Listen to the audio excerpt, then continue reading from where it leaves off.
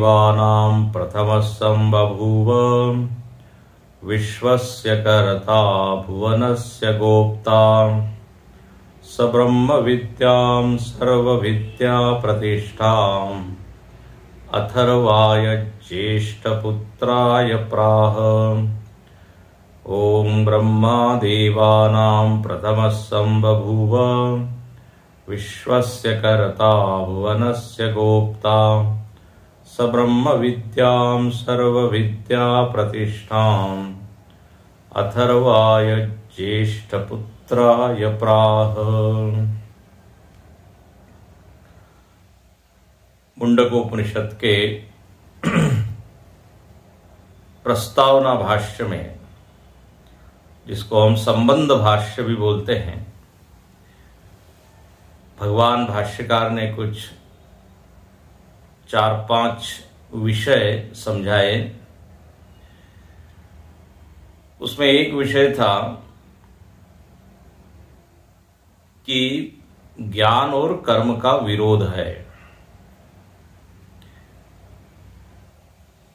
इसके ऊपर लोगों के प्रश्न थे, तो थोड़ा सा उसके ऊपर विचार करके हम इस प्रथम मंत्र का अर्थ देखेंगे। वेदों में 3 विषयों का वर्णन है, कर्म, उपासना और ज्ञान। उपासना को ही भक्ति भी बोलते हैं। तो कर्म और उपासना, इसमें विरोध नहीं है।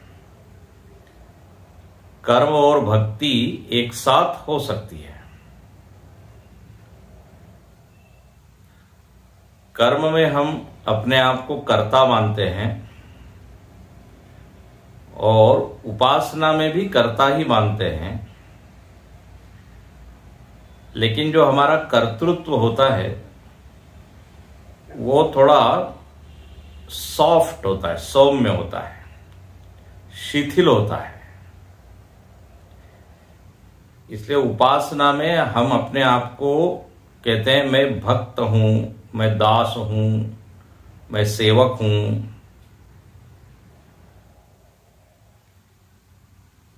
तो ये भी एक तरह का कर्तृत्व ही है,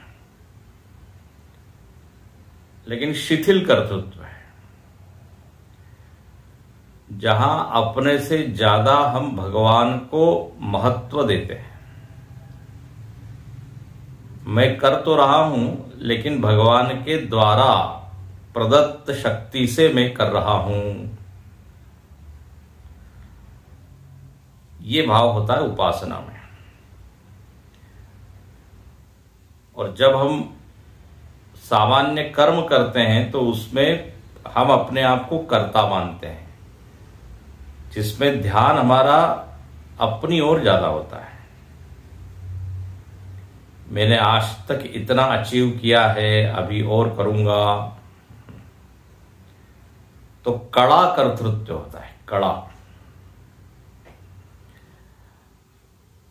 तो वेदों ने कहा आप कर्म करो, लेकिन कर्म के साथ एक भक्ति का एंगल भी साथ में रखिए।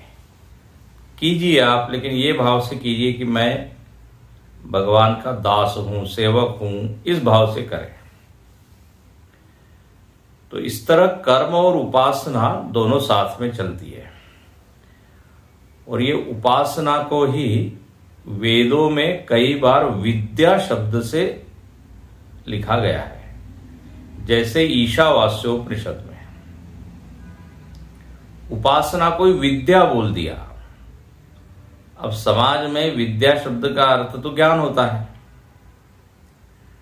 तो यहीं पे फिर भ्रम स्थल है। भ्रम का बिंदु यही है कि वहां तो भाई कर्म और विद्या को साथ में करने के लिए कहा गया है। तो विद्या तो होता है ज्ञान। तो ये आप याद रखिए, जब भी कर्म के साथ विद्या करने के लिए विद्या को साथ में रखा गया, समुच्चय की बात की गई, वहां विद्या का अर्थ आत्मज्ञान नहीं है। विद्या का अर्थ उपासना है, भक्ति है। भगवान के प्रति जो प्रेम भाव है उसी को विद्या कहा है। तो कर्म और उपासना या कर्म और विद्या, इसका समुच्चय संभव है। अच्छा, अब जब यहां पे ज्ञान शब्द का प्रयोग किया है तो यहां ज्ञान का अर्थ आत्मज्ञान, और आत्मज्ञान का स्वरूप क्या है? तो आत्मा के ऊपर जब विचार होता है तो ये ज्ञात होता है, ये समझ में आता है कि आत्मा कभी भी कर्ता हो नहीं सकता, न तो कठोर करता न शिथिल करता। चैतन्य जो है उसमें किसी भी प्रकार की वृत्ति नहीं है। ये कर्ता भाव मतलब क्या होता है? एक तरह की वृत्ति है। कर्तृत्व नाम की जो वृत्ति है, उससे जब हम अपने आप को जोड़ लेते हैं तो हम बन जाते हैं कर्ता। तो आत्मा में इस तरह की कोई वृत्ति नहीं है, इसलिए आत्मा अकर्ता है।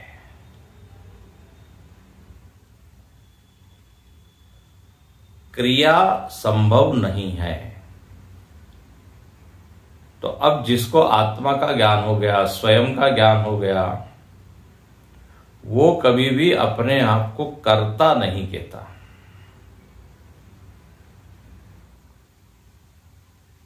मेरे में कर्तृत्व संभव ही नहीं है। तो बोले कौन कर रहा है? तो बोले प्रकृति कर रही है, शरीर कर रहा है। कर्तृत्व अपने ऊपर ओढ़ता नहीं हो। इसलिए गीता में आपको ऐसे अनेक श्लोक मिल जाएंगे जिसमें ज्ञानी का वर्णन है, और उसमें ज्ञानी स्पष्ट कहता है, नैव किंचित करोमीति, मैं कुछ नहीं करता, कृत्वापि न निबध्यते, करता है लेकिन उसको मालूम है कि ये कर्म का केवल आभास है। उसी को अकर्म कह देते हैं, अकर्म। कर्तृत्व विहीन जो कर्म हो रहा है, कर्तृत्व रहित जो कर्म हो रहा है, वो अकर्म है। तो अपने आप को कभी भी वो कर्ता नहीं मानता, क्योंकि उसको स्वरूप का ज्ञान हो गया है। तो इसलिए यहां पर कहा कि कर्म में तो कर्ता भाव बहुत है, स्ट्रांग है, और ज्ञान में तो कर्ता भाव शून्य है। तो फिर आत्मज्ञानी कर्म नहीं करता, इसलिए कहा आत्मज्ञान और कर्म का विरोध है। अब जब इस वाक्य को हम सुनते हैं तो एक ऐसा भाव बनता है कि मतलब आत्मज्ञानी बैठा ही रहता है। हम तो देखते हैं ज्ञानी तो बहुत कर्म कर रहा है, बल्कि हमसे ज्यादा कर्म करते हुए दिखता है वो।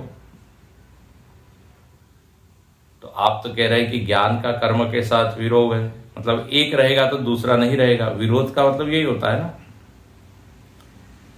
यदि प्रकाश है और अंधकार उसका विरोध ही है, मतलब क्या?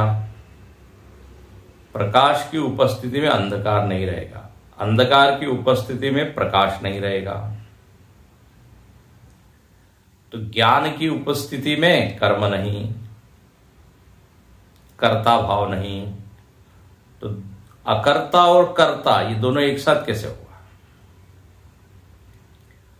तो जो ज्ञानी के जीवन में हम देख रहे हैं कि वो तो समाज की सेवा कर रहा है, प्रवचन कर रहा है, हॉस्पिटल बना रहा है, स्कूल बना रहा है, मालूम नहीं क्या क्या क्या क्या कर रहा है,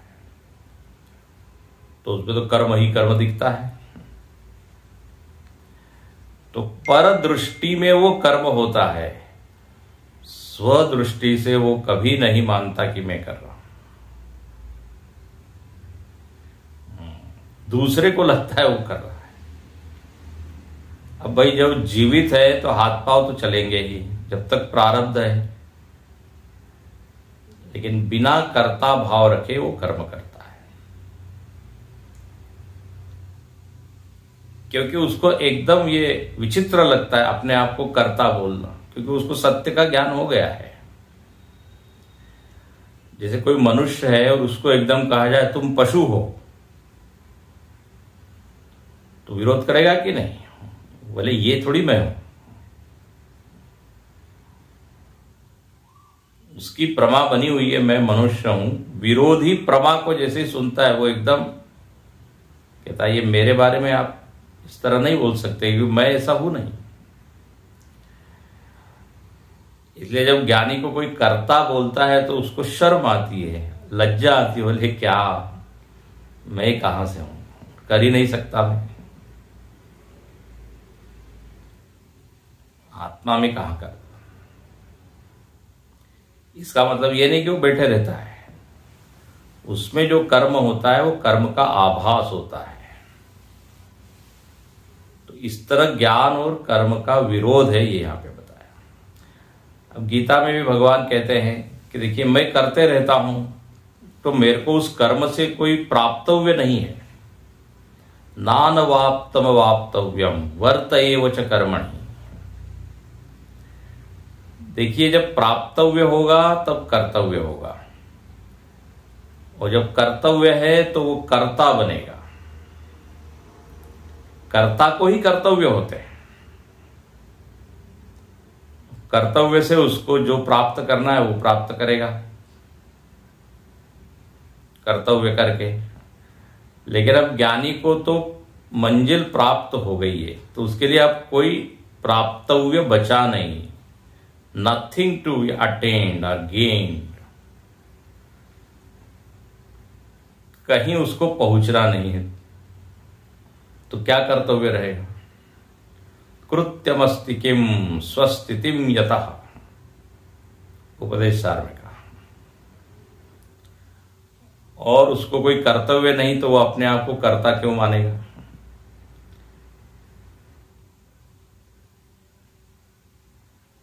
तो कर्म का आभास, जैसे नाटक में भी आप देखते हैं वो सब कुछ कर रहा है, वो अभिनेता ऑफिस में बैठ रहा है, इंडस्ट्री में जा रहा है, कोई यदि पुलिस बना हुआ है तो पुलिस का काम कर रहा है, कोई चोर बना है तो चोरी का काम कर रहा है।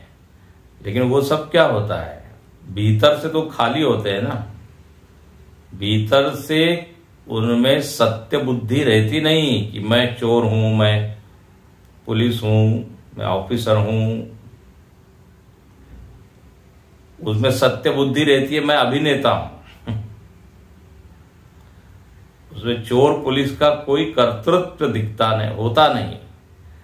लेकिन जो दर्शक लोग हैं उनको तो लगता है देखो चोर आ गया, पुलिस आ गया, देखो पुलिस कैसे मार रहा है। वो मार नहीं रहा है। पर दृष्टि में हम उसके ऊपर आरोप करते, पर दृष्टि से। स्वदृष्टि से वो जानता है कि वो वास्तव में कौन है। इस तरह यहां पर ये विरोध को समझिए। और जो ईशावास्य उपनिषद में जो विद्या शब्द आया है, वो विद्या शब्द आत्मज्ञान के अर्थ में नहीं है, उपासना के अर्थ में है। तो भक्ति और कर्म साथ में चलता है, क्योंकि उसमें कर्ता भाव बना हुआ है। लेकिन ज्ञान में तो कर्ता शून्य हो जाता है। इसलिए ज्ञान के बाद कर्म होता नहीं, ज्ञान के बाद अब कोई प्राप्तव्य भी नहीं है, तो क्यों वो सब करेगा? तो ये यहां पर एक पॉइंट बताया। इसलिए जो पूर्व पक्षी ने उठाया कि गृहस्थों में तो इतना कर्म दिखता है और यहां तो ज्ञानी लोग सब गृहस्थ है, तो बोले वो गृहस्थ का आभास है। दिखने के लिए वो गृहस्थ है, लेकिन उनमें गृहस्थी का अब कोई भी लक्षण दिखता नहीं। यहां कल हमने देखा था ना, तत्व अनुसंधान मुहुर्मुहु बाधा।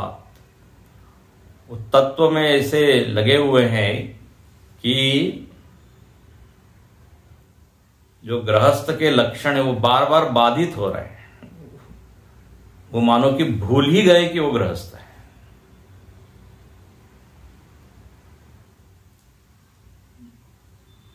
उनकी निष्ठा अब किसी सांसारिक विषय में रही नहीं। लेकिन लग रहे हैं गृहस्थ। अब अनेक ऐसे संत हैं अपने भारत में, देखिए गृहस्थ थे, लेकिन गृहस्थ का एक भी उनमें गुण या लक्षण नहीं दिख रहा है। बड़े बड़े संत हुए तो गृहस्थाभास, जैसे कर्माभास, तो आभास मात्रत्वात्,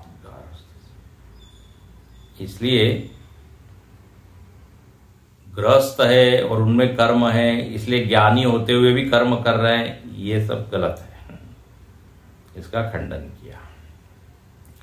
इसके बाद यहां पे हमने देखा उपनिषद शब्द का अर्थ भाष्यकार ने बताया। शद धातु के 3 अर्थ, ब्रह्म को प्राप्त कराने वाली है, बंधन को शिथिल करने वाली है, और अविद्या का नाश करने वाली विद्या उपनिषद कहलाती है। अब यहां पर प्रथम मंत्र में हम देखते हैं कि इस विद्या की परंपरा का संकेत किया। तो बोले सबसे पहले ये विद्या किसके पास थी? तो कहा ब्रह्मा जी के पास। ब्रह्मा देवानाम प्रथम संबभूव। ब्रह्मा जी आदि गुरु हुए। हम देखते हैं अलग अलग धाराएं ज्ञान की अपने शास्त्रों में बताई है। कहीं नारायण को बताया, कहीं पर सदाशिव को बताया, सदाशिव समारंभ। भगवत गीता में कृष्ण भगवान कहते हैं मैंने ये ज्ञान सूर्य को दिया। लेकिन इन सब में आप देखेंगे जो आदि गुरु है वो परमात्मा ही है। परमात्मा ही ब्रह्मा जी के रूप में मानो कि प्रकट हुए और फिर ब्रह्मा जी ने ज्ञान आगे दिया। अब भाष्य में देखिए एक एक शब्द का बड़ा सुंदर अर्थ किया है। ये ब्रह्मा जी कौन है? तो देखो ब्रह्मा जी का उपनिषदों में वर्णन कैसा है, पुराणों में वर्णन कैसा आता है? चतुर्मुखी ब्रह्मा है और बूढ़े हैं। ब्रह्मा जी का आपने बाल ब्रह्मा जी नहीं देखे होंगे फोटो, हमेशा सफेद दाढ़ी वाले थे। पितामह है, सब देवताओं के पितामह है, एकदम पहले हैं। तो यहां लिखते हैं ब्रह्मा। ब्रह्मा जी का अर्थ क्या किया? तो देखो ये श्रुति का शब्द है ब्रह्मा, उसके आगे भाष्यकार लिखते हैं परिवृढ़। ब्रह्मा जी कौन है? तो बोले बहुत बड़े हैं। परिवृढ़, वो बड़े किस अर्थ में है? महान है वो। परिवृढ़ महान। उनको आप महान क्यों कह रहे हैं? क्या आयु में बड़े हैं इसलिए वो महान है? बोले नहीं, उनकी महानता को डिफाइन किया है, परिभाषित किया। बोले धर्म ज्ञान वैराग्य ऐश्वर्य ही सर्वान अन्यान अतिशेते इति। ये ब्रह्मा शब्द का इतना अर्थ किया। बोले ब्रह्मा जी मतलब जो महान है। और महान क्यों है? बोले उनमें ये 4 चीजें हैं जो बहुत है। नो वन कैन एक्सेल, अतिशय। 4 चीजों में वो सबसे आगे है। बोले कौन सी 4 चीज? धर्म, ज्ञान, वैराग्य और ऐश्वर्य। आपने यदि भगवान शब्द की व्याख्या सुनी हो, भगवान विष्णु पुराण में भगवान किसको कहते हैं, इसके लिए एक श्लोक आया है। जिनमें 6 चीजें हैं ना वो भगवान है। तो 6 में से ये 4 तो कॉमन है, ये भी है उसमें। ऐश्वर्यस्य, समग्रस्य, धर्मस्य, यशस्स्य, वैराग्यस्याथ मोक्षस्य, षण्णाम भग इति ईरिणा। 6 चीजों को भग कहते हैं, भग। और ये जिसमें है वो है भगवान। तो उन 6 में से 4 जो है वो ब्रह्मा जी में भी है, धर्म, ज्ञान, वैराग्य और ऐश्वर्य। और भगवान में ये अनंत मात्रा में, अनंत मात्रा में। तो उन 6 में से 4 यहां पर ब्रह्मा जी में भी है। ब्रह्मा जी में 2 चीज नहीं दिख रही है, एक तो यश और दूसरा है श्री। यश और श्री। भगवान उतने, ब्रह्मा जी जो है ना, उतने क्या कहते हैं, यशस्वी नहीं है। यशस्वी मतलब लोकप्रिय, पॉपुलर, फेमस। इसलिए किसी ने कहा ब्रह्मा जी का, देखिए भारत में एक ही मंदिर है, पुष्कर में। और हनुमान जी के आप मंदिर देखिए, हर चौराहे पे एक हनुमान जी खड़े हैं, गांव गांव में। कवि कोविद कही सके कहां तेन। हनुमान चालीसा में आप देखिए हनुमान जी की स्तुति कितने लोग करते हैं। सारद, नारद, यम, यम कुबेर, दिगपाल जहां ते।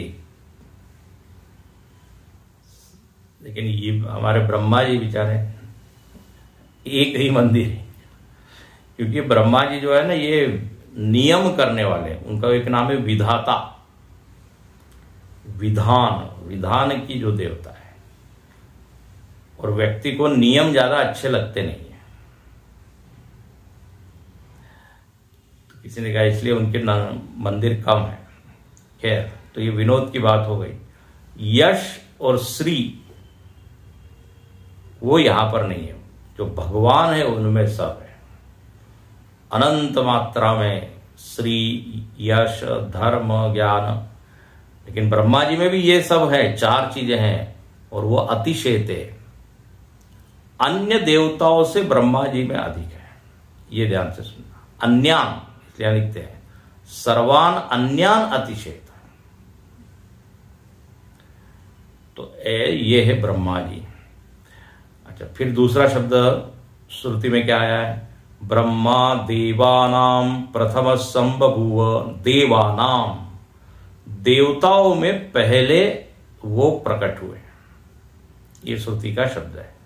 भाष्यकार देवानाम पर क्या भाष्य लिखते हैं? देखो, आप श्रुति के जो शब्द है वो भाष्य में देखिए, और उसके नीचे अंडरलाइन कर लीजिए, और उसके आगे जो लिखा हुआ है वो भाष्य है। वो शंकराचार्य जी ने उसका अर्थ खोल के समझाया। तो देवानाम, तो देवानाम श्रुति का शब्द है, उसका अर्थ क्या लिखते हैं? द्योतनवताम। बोले ब्रह्मा जी देवताओं में पहले हुए। तो देवता मतलब क्या? तो देवता का अर्थ है जिनमें चमक है, दीप्तिमान, द्योतनवान, प्रकाशमान। सामान्य जीवों से जिनमें अधिक शक्ति दिखती है, अधिक सामर्थ्य है, वो सामान्य जीव से ज्यादा कुछ कर सकते हैं। तो उनका तेज, उनका ज्ञान ज्यादा है, इसलिए द्योतनवताम। और वो लोग कौन है? तो बोले इंद्रादीनाम, इंद्र आदि।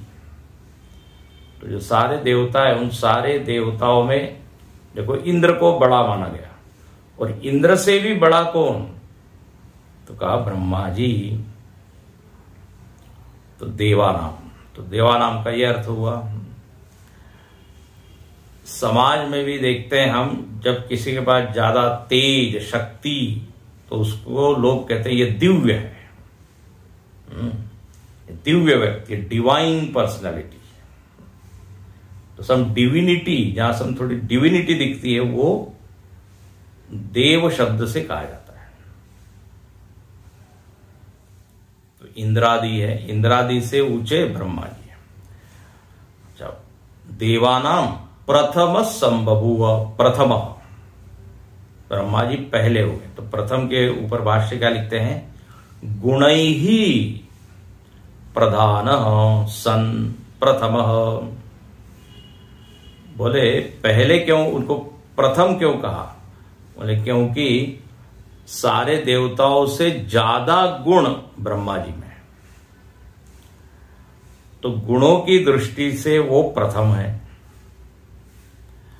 आप देखते हैं कि कोई कक्षा होती है ना स्कूल में, कॉलेज में, तो कहते हैं ये पहला नंबर वाला ये विद्यार्थी है।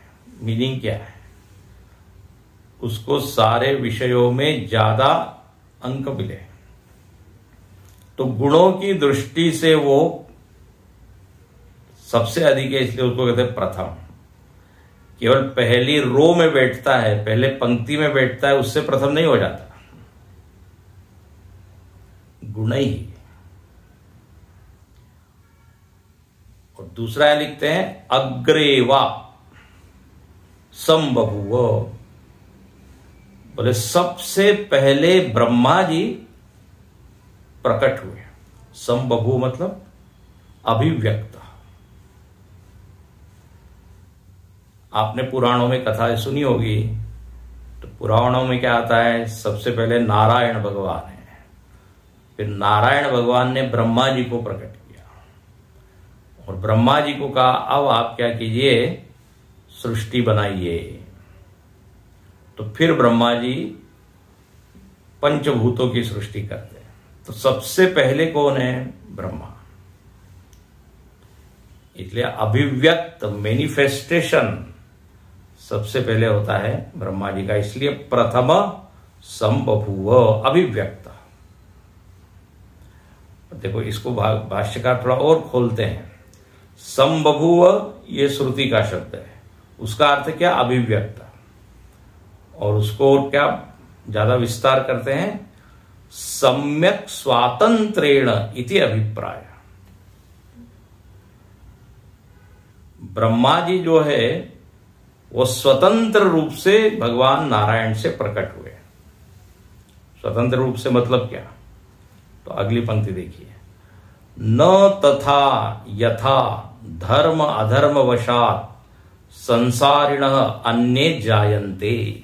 बहुत सुंदर। ब्रह्मा जी का जन्म और सामान्य व्यक्तियों का जन्म, उसमें फर्क बता रहे हैं। बोले अन्य, अन्य जायन्ते, अन्य लोग जन्म लेते हैं, अन्य लोग प्रकट होते हैं, व्यक्त होते हैं। कैसे, धर्म और अधर्म के कारण। योनिमन्ये प्रपद्यन्ते शरीरत्वाय देहिना, अन्य उपनिषदों में आया है। स्थाणु इत्यादि जैसे आपके कर्म होते हैं, धर्म अधर्म होते हैं, तद अनुसार हम अलग अलग योनियों में प्रवेश करते हैं, और उसमें जो है अपना कोई वश नहीं होता, हम परवश होते हैं। हम चाहें कि हमको यहां जन्म मिले, वहां जन्म मिले, बोले आपके अकाउंट में ऐसे कर्म है कि आपको यही मिलेगा। तो परवश है जीव, कैसा है, परवश है। कर्म उसके होते रहते हैं, अच्छे बुरे, पाप पुण्य, धर्म अधर्म। सो तदवशात अन्य संसारिणः जायन्ते, अन्य संसारी लोग उस तरह से जन्म लेते हैं। लेकिन ब्रह्मा जी कैसे जन्म लेते हैं, तो बोले भगवान नारायण से इनका जन्म होता है। इसी को यहां लिखते हैं स्वातंत्रेण, सम्यक स्वातंत्रेण। यहां पे आनंद गिरी जी इसको बहुत अच्छा बताते हैं। आनंद गिरी जी की टीका में आप देखिए, मध्य में स्वयं उद्भूत शुक्र शोणित संयोगम अंतरेण आविर्भूत। सामान्य व्यक्ति का जन्म होता है शुक्र और शोणित के मिलन से, रज वीर्य के मिलन से। लेकिन ब्रह्मा जी तो भगवान नारायण से प्रकट होते हैं। ये ऐसे जीव हैं जिन्होंने इतनी कमाई की है कि भगवान ने मानो कि उनका प्रमोशन कर दिया। बोले आप सीधे सीधे हमसे प्रकट होंगे। उनकी उपासना ना, उनके कर्म इतने अधिक श्रेष्ठ कि भगवान स्वयं ही मानो कि उनके माता पिता बन जाते हैं।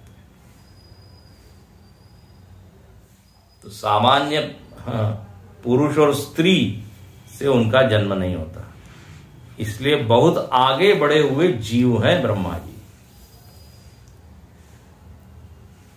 और हम लोग भी ब्रह्मा जी बन सकते हैं यदि उतने उपासना और उतना बढ़िया आचरण इत्यादि हो तो यहां पर स्वतंत्र रूप से ब्रह्मा जी जन्म लेते हैं। तो प्रथम संबभूव,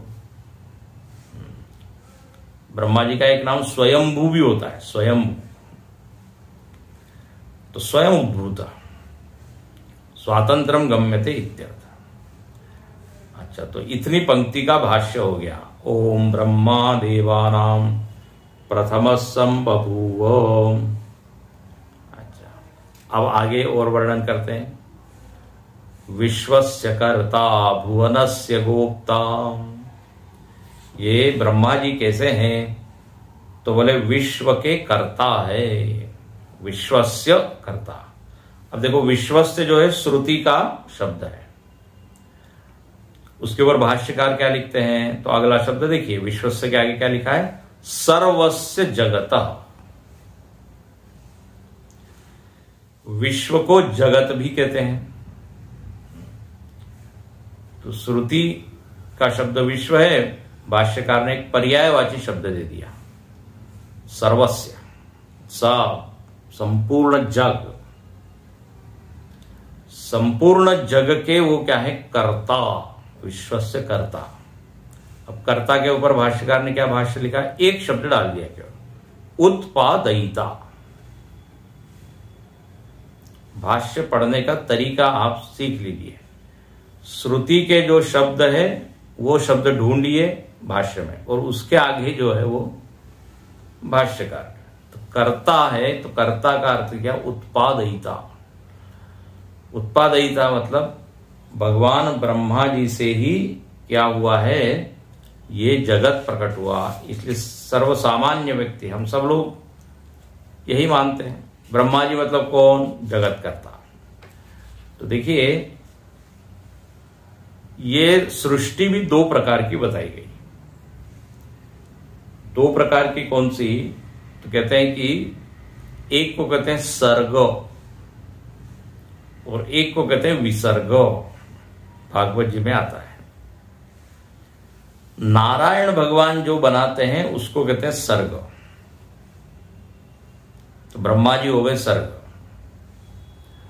और फिर ब्रह्मा जी को शक्ति से संपन्न किया भगवान ने। बोले जाओ, अब तुम जगत को बना सकते हो, अब तुम जगत बनाओ। तो ब्रह्मा जी से कहते हैं 5 तत्व प्रकट होते हैं, पंचमहाभूत। और फिर पंचमहाभूतों से सारे लोक लोकांतर, तरह तरह के लोक, तरह तरह के भोगायतन। भोगायतन मतलब शरीर, भोग साधनम सूक्ष्म शरीर, अंतःकरण। फिर जितने भोग पदार्थ, तो जो बाहर की चीजें उसको कहते हैं लोक, भोग का स्थल। जिसके द्वारा भोग भोगना है वो भोगायतन, ये शरीर और भोग साधन। तो बाह्य जगत, सारे ब्रह्मांड जो है वो ब्रह्मा जी बनाते हैं, और सारे शरीर। तो इसलिए यहां लिख देते हैं, लिखा है उत्पादयिता। विश्वस्य कर्ता मतलब विश्व के क्या है, बनाने वाले, और या विश्व मतलब ये पूरा जगत, तो विश्वस्य कर्ता। फिर भुवनस्य गोप्ता, अभी जगत का ही दूसरा एक नाम है भुवन। आपने सुना होगा 14 भुवन, भूर्भुवः स्वः महाजना, इनको भुवन कहते हैं। भगवान का एक नाम है भुवनेश्वर, उड़ीसा की राजधानी ही भुवनेश्वर, ये मत, भुवनेश्वर है भगवान का नाम। रामायण में भुवनेश्वर शब्द आता है भगवान का। तो भुवनस्य उत्पन्नस्य गोप्ता, ये ब्रह्मा जी कौन है, ये जो भुवन बनाया है, देखो भुवन के आगे क्या लिखते हैं भाष्यकार, भुवनस्य का अर्थ क्या किया, उत्पन्नस्य। अभी अभी जो जगत बनाया है ना, उसी को भुवन कहते हैं, इसलिए तुरंत कह दिया उत्पन्नस्य। उत्पन्न जगत के आप कौन है, गोप्ता। गोप्ता शब्द का क्या अर्थ होता है, तो गोप्ता मतलब पालयिता। भगवान ब्रह्मा कौन है, पालयिता भी है, पालन भी करते हैं। बोले हमने तो सुना है कि विष्णु जी पालन करते हैं, तो तुरंत आता होगा ना मन में। लेकिन देखिए बात ऐसी है, जब इस ब्रह्मांड पे संकट आता है, अधर्म बढ़ जाता है, असुर बढ़ जाते हैं, सारे देवता लोग परेशान हो जाते हैं, तो सब लोग जाते किसके पास है, ब्रह्मा जी के पास। अब देखो ब्रह्मा जी कहते हैं मुझको भी चिंता है, लेकिन मेरे में ये सामर्थ्य नहीं है, तो मैं किसकी प्रार्थना करता हूं, नारायण भगवान की। तो ब्रह्मा जी सारे देवताओं को नारायण भगवान के पास लेते हैं, विष्णु जी के पास ले जाते हैं। ये सारी कथाओं में हम देखते हैं। अब इससे क्या मालूम पड़ता है कि ब्रह्मा जी को इस जगत के पालन की चिंता है। नहीं तो ऐसा बोल देते ना देवताओं को, भाई हमने बना दिया, अब आप देखिए, हमारा जॉब था बनाने का, अब now maintenance is your department, वो कैसे होगा वो आप जानिए। ब्रह्मा जी ऐसा नहीं करते। ब्रह्मा जी कहते मुझको भी पालन तो चिंता तो है ही, तो वही नारायण भगवान के पास ले जाते हैं। तो इस अर्थ में ब्रह्मा जी पालक हैं, जिससे जगत का पालन होगा ब्रह्मा जी उसकी स्तुति करते हैं। जय जय सुर नायक जन सुखदायक प्रणत पाल भगवंता, रामचरित महाराज से सुनिए। तो इस अर्थ में ये पालक हो गए हैं। तो भुवनस्य गोप्ता, और सीधी सी बात है, जब आप कोई घर बनाते हो तो आपकी इच्छा होती है कि इसका मेंटेनेंस भी हो, लेकिन हम खुद ही उसके क्या हो जाते हैं, पालक। हम ही उस घर के ब्रह्मा और हम ही उस घर के विष्णु। तो यहां पर भी ब्रह्मा जी को पालक कहा गया। भुवनस्य गोप्ता पालयिता इति विशेषणम ब्रह्मणो विद्यास्तुतये। हाँ, भाष्यकार बहुत सुंदर लिखते हैं।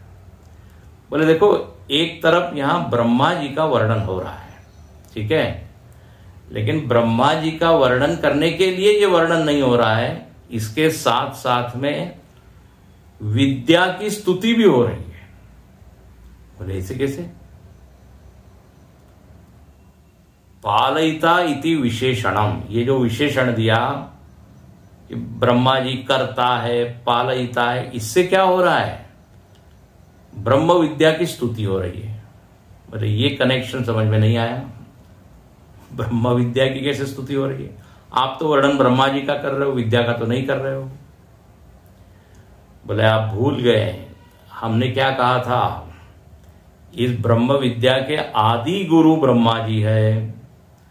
तो ब्रह्मा जी इतने महान है, इतनी महान विभूति है, तो नेचुरली उनके पास जो विद्या है वो विद्या भी कैसी होगी, महान होगी कि नहीं।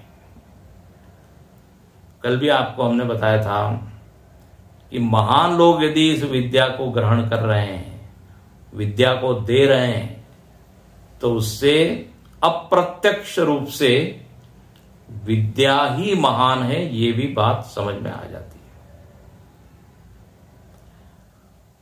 बड़े व्यक्ति यदि किसी बुक को, किसी पुस्तक को कह रहे हैं आप ये पुस्तक जरूर पढ़िए, तो हमारे मन में क्या आएगा, जरूर ये क्वालिटी वाली पुस्तक होगी, जरा क्लासिक होगी, क्योंकि जो व्यक्ति दे रहा है वो बड़ा है, उसकी रुचि, हाँ, उसका इंटरेस्ट ऊंची चीज में ही होगा, हल्की फुल्की चीज क्यों हो पड़ेगा। तो इसलिए यहां पर कह दिया कि ब्रह्मा जी के व्यक्तित्व का वर्णन सुन के विद्या की महिमा ज्ञात होती है। तो देखिए, कई बार बताया कुछ जा रहा है, उसका हेतु कुछ और होता है,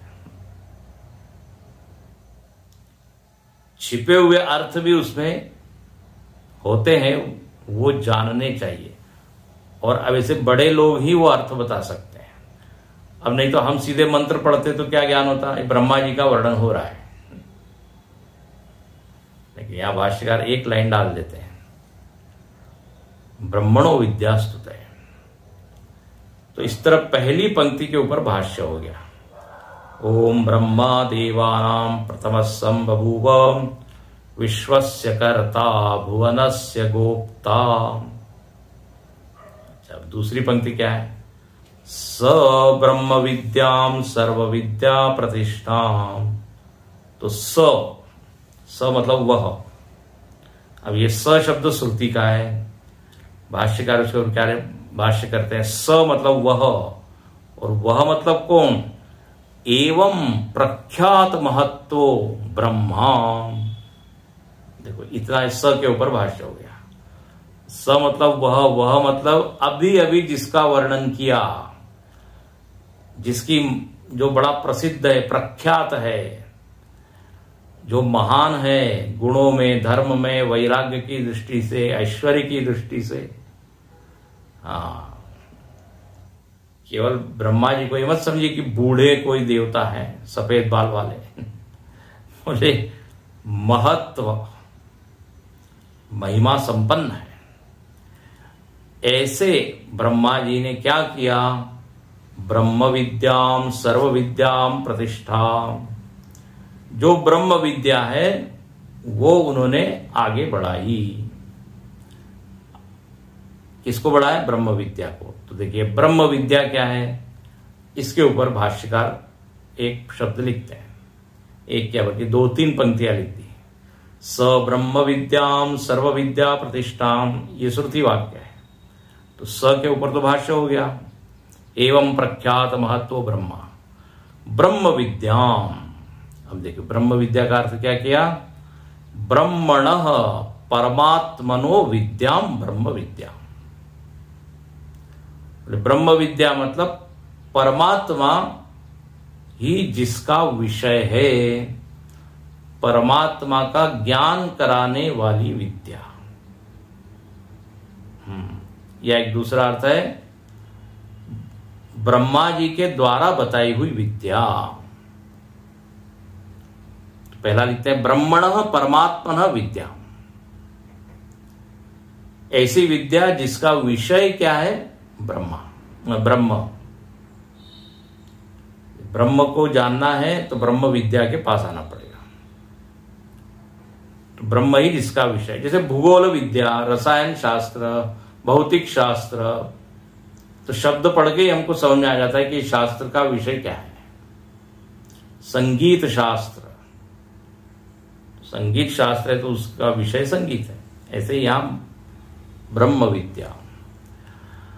अच्छा, और ये ब्रह्म विद्या क्या है, या ये ब्रह्म क्या है, तो बोले ये नाक्षरम पुरुषम वेद सत्यम इति विशेषणात् परमात्म विषया ही सा। बहुत सुंदर। बोले इस ब्रह्म विद्या का विषय परमात्मा ही है। वो परमात्मा कौन है, या वो विद्या कौन है, तो बोले जिसके द्वारा अक्षर पुरुष का ज्ञान होता है। येन अक्षरम पुरुषम वेद सत्यम। तो यदि हमको वो अक्षर पुरुष, ऐसा पुरुष जो नाशवान नहीं है, अक्षर न क्षरति इति अक्षर। पुरुष का अर्थ क्या है? पूर्णत्वात् पुरुष। जो पूर्ण है उसको कहते हैं पुरुष। तो ब्रह्म का ही नाम पुरुष है, ब्रह्म का ही नाम अक्षर है। इसलिए 8वें अध्याय में आता है अक्षरम ब्रह्म परमम। 8वें अध्याय का नाम है अक्षर ब्रह्म योग। तो जिस विद्या के द्वारा इस अक्षर तत्व का ज्ञान होता है। देखिए दुनिया में दो ही चीजें, एक है क्षर और एक है अक्षर। ब्रह्म के अलावा जो कुछ भी है वो सब क्षर अक्षर क्षय है। और ऐसा नहीं कि एक दिन वो चीज क्षण होगी, हर क्षण नाशवान है। शश्वन नश्वर विश्वमेवम अखिलम ब्रह्मादिदेवासुरा। शश्वन नश्वर, एक दिन सारा जगत खत्म होगा, नष्ट होगा, ऐसा नहीं। हर क्षण उसमें वियर एंड टियर हो रहा है ना, हर क्षण धीरे धीरे धीरे। इसलिए जो बड़ी बड़ी इमारत है वो भी खंडहर में बदल जाती है, तो एक दिन में तो नहीं बदलती, धीरे धीरे धीरे। लोहा जो है वो बाहर पड़ा हुआ है, बारिश में, हवा में, धूप में, तो धीरे धीरे धीरे क्षर जंग लग जाता है उसको, रस्ट। तो इतना ताकतवर देखिए वो मेटल धातु, वो भी क्या हो गया? भूसा हो गया। सब चीज अक्षर है, लेकिन एक ही है, वो है अक्षर। तो ये परमात्मा विद्या, ब्रह्म विद्या उस अक्षर का ज्ञान कराती है, इसलिए इसको कहते हैं ब्रह्म विद्याम। अच्छा, दूसरा अर्थ किया ब्रह्मणा व अग्रजेन उक्ता इति ब्रह्म विद्या। हाँ, बोले ब्रह्म विद्या क्यों अर्थ किया? तो बोले ब्रह्मणा उक्ता, ब्रह्मा जी के द्वारा जो कही गई विद्या। तो अब यहां ब्रह्म का अर्थ क्या होगा? ब्रह्मा। ब्रह्मा के द्वारा बताई गई विद्या ब्रह्म विद्या। दो अर्थ हैं, ध्यान से सुनना। पहला अर्थ किया कि जिस विद्या का विषय ब्रह्म है वो है ब्रह्म विद्या। वो ब्रह्म क्या है? अक्षर, पुरुष। और दूसरा अर्थ किया ब्रह्म विद्या मतलब ब्रह्मा जी के द्वारा बताई गई विद्या। जैसे हम कहते हैं शिव गीता, तो शिव गीता मतलब शिव जी के द्वारा बताई हुई विद्या। भगवत गीता, भगवान के द्वारा गाया गया गीत, उसको कहते हैं भगवत गीता। राम गीता, रामेण गीतम, राम जी के द्वारा जो गाया गया। तो यहां पर जो वक्ता है, उस वक्ता के नाम से वो विद्या प्रसिद्ध हो गई। तो ब्रह्मणा उक्ता। अच्छा, ब्रह्मणा का अर्थ क्या किया? अग्रजेन उक्ता। ब्रह्मा जी का अर्थ क्या? अग्रज। भाष्य देखिए, ब्रह्मणा व अग्रजेन उक्ता इति ब्रह्म विद्या। अग्रज मतलब जिसका जन्म सबसे पहले हुआ, अग्रे जायते, अग्रज। सबसे बड़े भाई को क्या बोलते हैं? अग्रज। तो सबसे पहले व्यक्त हुआ, आया, तो ब्रह्मा जी का नाम हुआ अग्रज। पहले ही बोल दिया प्रथम संभव हुआ, पहली पंक्ति में भी आया था। तो ब्रह्मा जी के द्वारा ये विद्या कही गई, इसलिए इसका नाम हुआ ब्रह्म विद्या। तो स ब्रह्म विद्या। अच्छा, अब इस ब्रह्म विद्या का एक और विशेषण देते हैं। वो क्या विशेषण? तो श्रुति में देखिए, सर्व विद्या प्रतिष्ठाम।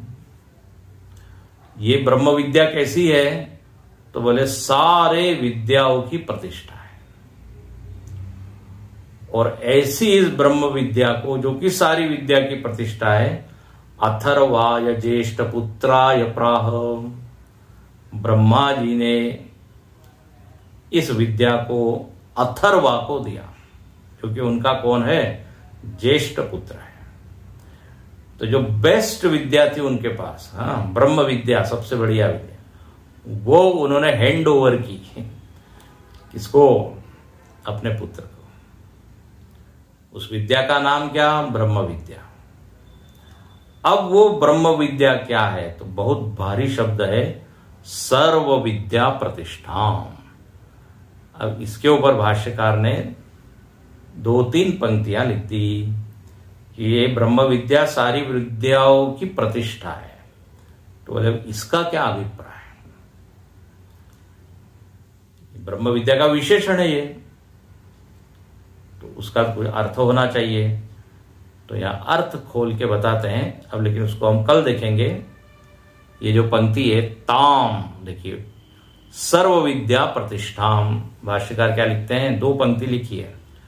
सर्व विद्या अभिव्यक्ति हेतुत्वात् सर्व विद्याश्रयाम इत्यर्थ हो।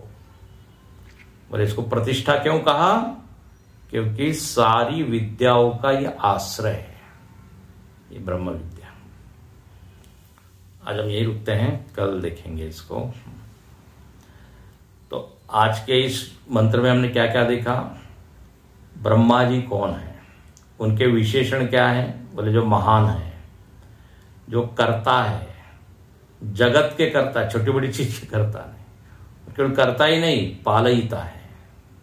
फिर वो आदि गुरु है, और फिर उनके एक शिष्य है, उनका नाम अथर्वा। उनको उन्होंने ये विद्या प्रदान की।